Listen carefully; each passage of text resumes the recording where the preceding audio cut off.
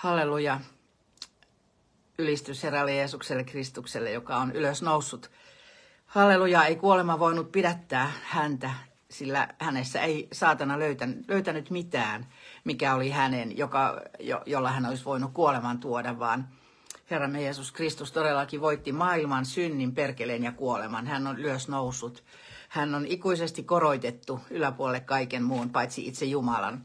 Halleluja. Jumala itse korotti hänet, oman poikansa, jonka hän lähetti maan päälle, kohtaamaan kaiken sen, minkä ihminen on kohdannut. Ja voittajana hän selvisi siitä. Hän, jos kuka voisi sanoa, että tulin näin ja voitin. Halleluja.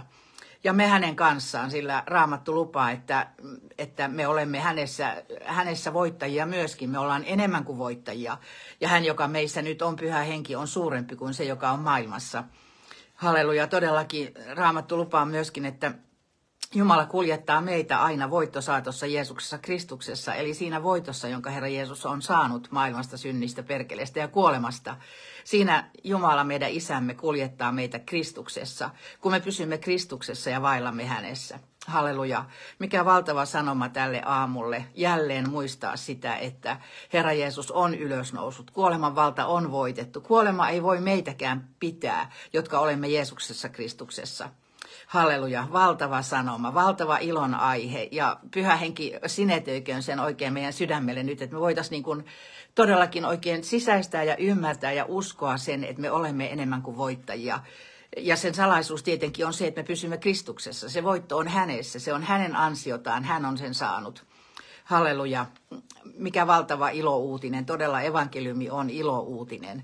Se on ilouutinen siitä, että Herra Jeesus tuli maan päälle ja kohtasi kaiken ja voitti. Aamen. Ja nyt tähän aamuun Herra on antanut sanan sellaisen, että me vaellettaisiin hänessä ja vaellettaisiin hänen edessään. Ei ihmisten edessä, vaan hänen edessään, Jumalan edessä. Se on haasteellista meille, koska me elämme täällä näkyvässä maailmassa ja meidän katseemme ja meidän huomiomme tietenkin menee kaikkeen tähän näkyväiseen. Mutta meillä kuitenkin on ne näkymättömät, on ne, jotka ovat ne todelliset, pysyvät ja joilla on todella merkitystä. Ja siihen Herra meitä nyt kehottaa niin kuin niihin näkymättömiin häneen katsomaan. Jeesus sanoi silloin eläessään täällä maan päällä vaeltaessaan, että korottakaa minut, niin minä vedän kaikki ihmiset puoleeni. Ja tosiaankin ihmiset korotti hänet ristille ja sitä kautta Jumala korotti hänet yläpuolelle kaiken muun ylösnousemuksessa. Ja se on salattu tämä tie, jota Jeesus on kutsunut meidätkin seuraamaan. Sanoin, että seuraa minua ja että palvelija ei ole herraansa suurempi ja niin kuin hänelle on tehty, niin meillekin tehdään. Ja meidän tulee muistaa se, että me ei tavoiteltaisi näitä näkyviä ja ihmissuosiota ja sellaista, joka vie meitä niin kuin vikaan, sivuun siitä, mihin meidät todella on kutsuttu. Meidät on kutsuttu seuraamaan Herraa Jeesusta ja Raamatussa sanotaan, että nöyrtykää Jumalan väkevän käden alle, että hän voisi teidät aikanansa korottaa. Se kaikki korottaminen tulee ainoastaan Jumalalta. Ihmiset ei voi meitä korottaa. Meidän on ihan turha etsiä ylipäänsäkään niin kuin korottamista, mutta totuus on kuitenkin se, että jos me nöyrymme Jumalan väkevän käden alle, kun hän painaa meitä, kun hän muuttaa meitä, kun hän toteuttaa meissä sitä samaa salaisuutta, jonka hän toteutti Kristuksessa pojassaan, niin silloin hän sitten ajallaan voi meidät korottaa. Jeesuksesta sanotaan, että hän oli kuuliainen hamaan ristin kuolemaan asti. Ja tämä kuuliaisuus Jumalalle on meidänkin se tärkein asia ja kuuliaisuus Herralle Jeesukselle, meidän lähettäjälle, ei ihmisille. Ja tähän Herra meitä nyt tänään kehottaa, että me nostettaisiin katseemme ihmisistä häneen, korotettaisiin katseemme todella sinne ylösnouseeseen Jeesukseen Kristukseen, jonka Jumala on asettanut yläpuolelle kaiken ja antanut hänelle kaiken vallan sekä taivaassa että maan päällä. Hän on se, joka voi meitä auttaa. Häneen meidän kannattaa katsoa, ei ihmisiin. Paavali sanoi hyvin selvästi tästä, että hän on jo luopunut ihmisistä. Hän ei enää etsi ihmisten miellyttämistä, sillä hän oli huomannut sen, että jos niin kauan kun hän etsii ihmisten miellyttämistä, niin hän ei voi miellyttää Kristusta, koska ne kaksi ovat vastakkain. Tämä näkyvä ja näkymätön, lihallinen ja hengellinen. Ja meidän tulee olla niitä hengellisiä, nousta nyt siihen hengessä vaeltamiseen, Kristuksessa vaeltamiseen. Ja kun me nöyrymme silloin Jumalan väkevän käden alle, kun hän meitä haluaa vapauttaa ihmisistä, vapauttaa itsestämme, vapauttaa näistä näkyväisistä, kiinnittää meidän huomiotamme näkymättömiin, niin hän painaa meitä silloin sinne alas, sinne kuolemaan. Mutta vain sen takia, että hän voisi meidät sitten se aika kun tulee, niin korottaa. Ja nyt täällä maan päällä. Ja silloin se tapahtuu myös ihmisten edessä. Mutta se tapahtuu Jumalan edessä vaeltamalla, ei ihmisten edessä vaeltamalla, se, että meidät korotetaan. Koska Herra on uskollinen ja Jeesus sanoi, että Isä rakastaa niitä, jotka häntä palvelevat ja jotka häntä tottelevat. Ja jos ajatellaan tälleen, että tässä on semmoinen niin kuin nollapiste, kun me tullaan uskoon, niin me tullaan siihen uskovan vaelluksen tavallaan nollapisteeseen siihen alkuun. Ja siinä aluksi, kun Jumala avaa meille sanaa, niin me tavallaan hujahdetaan sinne plussan puolelle oikein kunnolla, kun me nähdään, että vau, kaikki tämä on mahdollista ja mitä kaikkea Jumala on meille antanut Kristuksessa. Ja sitten alkaakin se, että Jumala alkaa meitä niin kuin tuomaan siihen, että niin kuin hän vei poikansakin kuolemaan, että hän voisi korottaa. Ja silloin sitten hänen kätensä alkaa tavallaan painaa meitä sieltä nollapisteestä sinne miinuksen puolelle. Ja me ihmetellään, että tämmöistäkö tämä uskova vaellus nyt onkin, että kaikkea tämmöistä kärsimystä ja ihmisten hylkäämistä ja väärinkäsittämistä ja mitätöimistä ja kipua ja tuskaa ja kärsimystä. Niin oli Jeesuksellakin, hän syljettiin hänen päälleen. Hän ei löytänyt ensinnäkään jo syntyessäni paikkaa täältä. Ja hän vielä sanoi monta kertaa myöhemminkin sen, että ei ole ihmisen pojalla, mihin hän päänsä laskisi. Ja tähän Herra meitäkin, kun Jumala painaa meitä alaspäin, niin se on vaan sen verran, kun me sallitaan ja nöyrytään siihen Jumalan käden painamiseen, niin siihen tulee tavallaan tilaa Kristuselämälle. Meidän omasta elämästä tulee tilaa Kristuselämälle ja saman verran hän voi sitten korottaa meidät. Sen verran, kun hän on voinut painaa meidät sinne kuolemaan, saman verran hän voi korottaa meidät. Ihan niin kuin Jeesus suostui alimpiin asti menemään, niin hän on ylempänä kaikkea muuta. Eli tämä on salattu, tämä uskovan elämän tie, tämä kulku, vaellus Kristuksessa. Se ei ole sitä, mikä ihmissilmiin näyttää houkuttelevalta, mutta se on iankaikiseksi hyödyksi.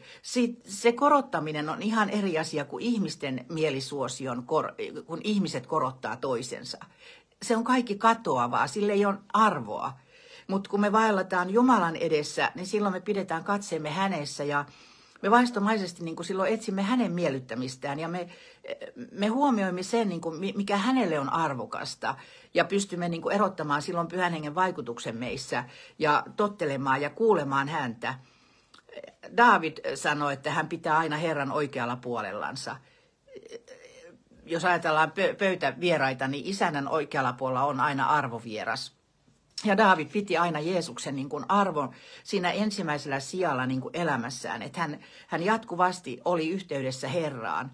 Ja näin meitäkin Jumala kutsuu pitämään niin kuin Herra sillä kunnia sijalla elämässämme, että me vaellettaisiin todella niin kuin hänen edessään.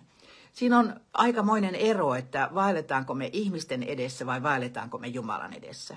Tosiaan niin kuin sanottu, niin, koska ne on ristiriitaiset, ne on päinvastaiset ne arvostukset ja se vaelluksen, niin kuin, mitä me etsitään silloin. Ja siihen Herra meitä tänään kutsuu, että me vaellettaisiin hänen edessään ja keskityttäisiin häneen ja silloin toteutuu se hänen tahtonsa meissä. Ja vaikka se olisi väliaikaisesti vaikeaa, niin se lopulta tuo sen iankaikkisen ilon ja sen tuloksen myös, mitä hän haluaa niin kuin meidän elämän kautta tehdä täällä maan päällä. Halleluja, salatut ovat Herran tiet ja niitä meidän tulee etsiä ja luopua ihmisistä. Samalla kun tietenkin se tapahtuu myös niin, että kun me vaelletaan Jumalan edessä ja etsitään hänen tahtoaan, niin silloin kuitenkin myöskin tulee se kunnioitus ihmisten edessä niiden, jotka ymmärtää, mikä on hyvää.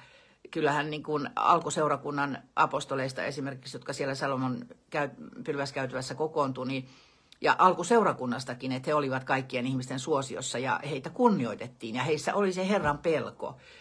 Raamattu sanoi, että jos meissä ei ole, jos me menetetään se suola, niin me joudutaan kaikkien ihmisten tallottaviksi.